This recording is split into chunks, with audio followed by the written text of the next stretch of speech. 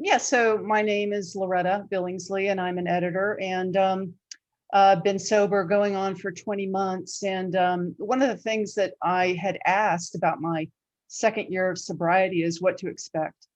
And that expectation was, yeah, you can probably expect the deep dive. And I thought, okay, well, what's the deep dive look like? So as I started doing that, I sort of bumped into you because I bumped into you through She Recovers, and you were looking for an editor. And so I was editing your pieces, and as I was editing your pieces, it was like, wow, this is really resonating with me. I really love that window of tolerance. I really get that. I want to know more. And so I went and booked the retreat with you, the online retreat or course. And it really, I think that, initially what it taught me was this is something about recognition. And it's the recognition of mind body.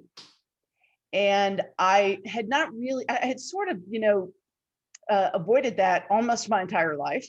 That my body was something that it was something to be formed into submission.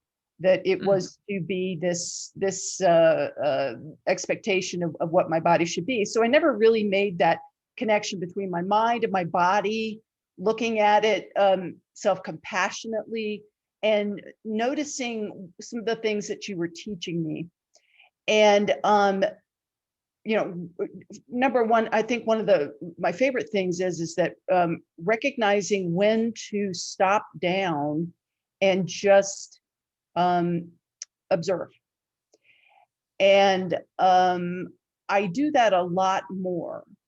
The window of tolerance was something that I absolutely loved because I had seen in so many times in my life where I was actually above and below a lot. My fluctuations were really intense, above the line, below the line, and, could almost be,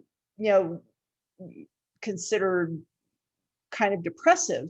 And the more and more I looked at that, the more and more I realized that I had seen that several times in my life and had even expressed it at one time to a friend of mine in the business. And all he simply did was ask me how I was.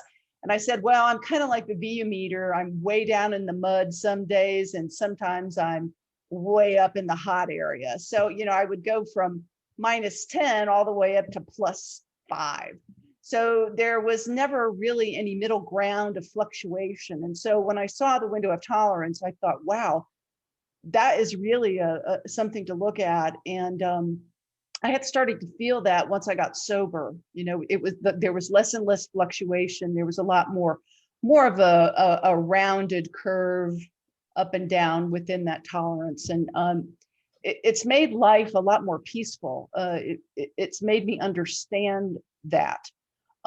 In terms of, something I just went through recently was kind of an upset that I had. And I recognized when I had that upset, what went through my body. And it was sort of like an electrical jolt that was kind of in my solar plexus, and it stayed there. And with, understanding what you taught me, I, finally said, okay, let's just stop down and take a look at this. And so I did. I recognized the physical impact I was feeling. I tried to understand and kind of dissect that feeling, and I did. I named all those feelings. I talked to each feeling. And gradually, as I understood what was going on, my body started, that electrical current started dissipating. And I could probably say that current was more akin to fear, that I felt fear with this emotional upset. So knowing what you had taught me was so beneficial at that time. I am so grateful in that. And I think one of the other things that you taught me was a boundary tool that I absolutely love, and I've taught to other people. And it's we always talk about boundaries, and especially in sobriety, boundaries are something that's a hot topic, and viably so. And you taught me about the getting a bathrobe tie, making it a circle and stepping in the circle, and thinking about that as my boundaries and feeling that space. Does it have a ceiling? Does it have walls? What does it feel like? Does it feel safe? And doing that physical with it, that physical aspect of understanding boundaries was took it to a whole new level for me. And then you asked me to step outside of it. And I clearly recall when you told me to step outside of it that I felt fear. And it was a real eye opener. And I started looking at boundaries differently. So that mind body connection is what you kind of illuminated for me. And it's an ongoing. I'm an ongoing work in process. And that's exactly it, work in process. And so I'm processing these things and progressing as I go. So that is those are my my favorite takeaways that you taught me, among your belly dancing classes, which are absolutely fabulous, and love those. And I'm gonna try and maybe do a little bit of hiking, because that sounds interesting, and especially the solo hiking, which sounds really intriguing to me. So yeah, I think that coming from my recovery space was smart recovery. So that was all cognitive. That was all up here. It was all up here. It was definitely top down. And so what you taught me was bottom up. And so the two peacefully exist now in me, and I can do a kind of a variable healing between the two.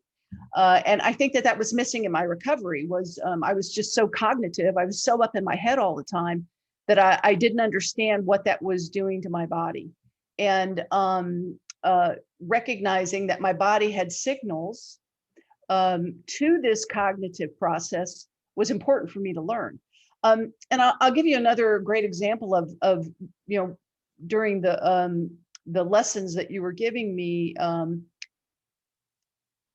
There was one time where we were going to just a soft meditation, but it's softly physical. I stood up and I was just noticing small things in my body, but I recognized something was coming up, and I could tell it was coming up, and I was afraid. So I clearly remember saying, okay, I want to stop. And so we stopped that. Later on down the line, 4 months later, I was meditating and I started feeling it again. This time I let it go through, and I just kept being my observer, telling myself it was okay, feeling what my body was doing. My space was safe, and a pretty old trauma came up. I was able to go through it, understand it, integrate it. And the revelations from that particular experience was amazing. And I doubt I would have gotten that without your help in that exercise with me. So again, it was another indication of what the mind body connection is, and especially in trauma.